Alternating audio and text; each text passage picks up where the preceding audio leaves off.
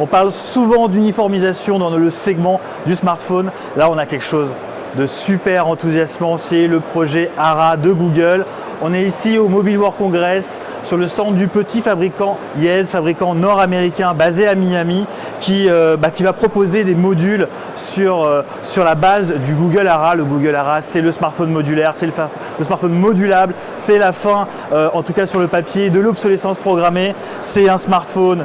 Je fais ce que je veux avec, je mets le module qui suit mes besoins, le flash, je change mon APN, je change ma batterie, je change mon slot HDMI, USB. C'est super enthousiasmant. On va prendre ça en main et je vais vous donner mes premières impressions. Donc là, on est avec la dernière version, le dernier prototype de Google. Donc le principe, bon voilà, on a déjà aperçu le concept, mais on ne l'a jamais eu entre les mains, du moins dans une version aussi finalisée. Donc voilà, le principe, il est là en fait. C'est des modules ajustables qu'on vient clipser. Là typiquement, voilà, j'ai un écran, je peux le retirer, j'ai un écran LCD, je peux mettre un écran e-paper si j'ai envie pour par exemple conserver l'autonomie. J'ai un module à la fois LCD et e-paper que je peux retourner. J'ai évidemment le capteur de façade. Si j'ai envie de changer le capteur de façade, j'en rachète un autre. C'est ça le concept d'ARA, le concept de PhoneBlock. On rappelle un peu l'historique, c'est PhoneBlock qui s'est après fait racheter par Motorola. Motorola lui-même s'est fait racheter par Google. Google a revendu Motorola, mais a conservé à Lenovo, mais a conservé les projets innovants, dont le ARA. Et voilà, ce ARA, on va le voir arriver très rapidement. Hein. C'est un concept, mais ça va être bien réel en fin d'année, notamment à Porto Rico dans les marchés pilotes. Voilà, c'est tout ça qui est très intéressant sur ce produit. Donc là, il y a énormément de modules qui seront proposés.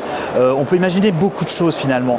On peut imaginer un capteur biométrique, typiquement qu'on mettrait derrière ici. On peut imaginer, voilà, là on a une sortie micro USB, mais on peut imaginer une sortie HDMI, un Thunderbolt, que sais-je.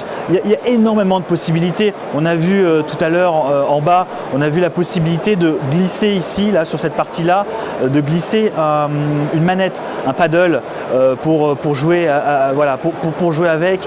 C'est vraiment le concept du modulaire, de la modularité en termes des composants et également, et ça aussi je l'ai dit, mais ça fait partie vraiment de l'ADN de ce projet, c'est un peu la fin de l'obsolescence programmée. Ça pourrait bouleverser le segment du smartphone.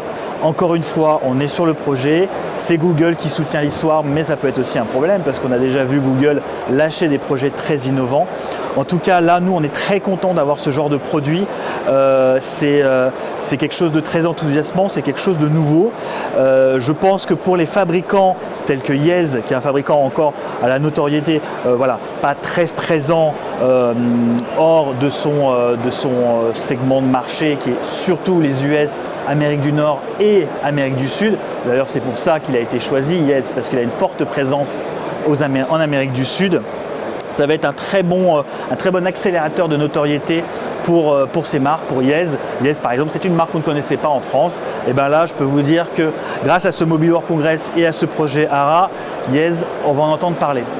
Voilà pour la prise en main. Vous l'avez vu, je suis forcément très enthousiaste. C'est quelque chose qui pourrait bouleverser tout le segment du smartphone. Donc forcément, on observe ça avec beaucoup d'attention. Il reste tout de même pas mal de questions, notamment en termes de modèle économique, de distribution des modules.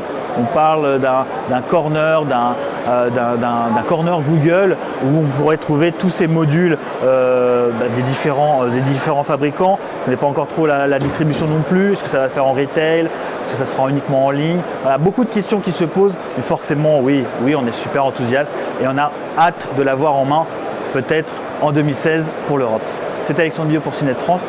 Merci et à bientôt.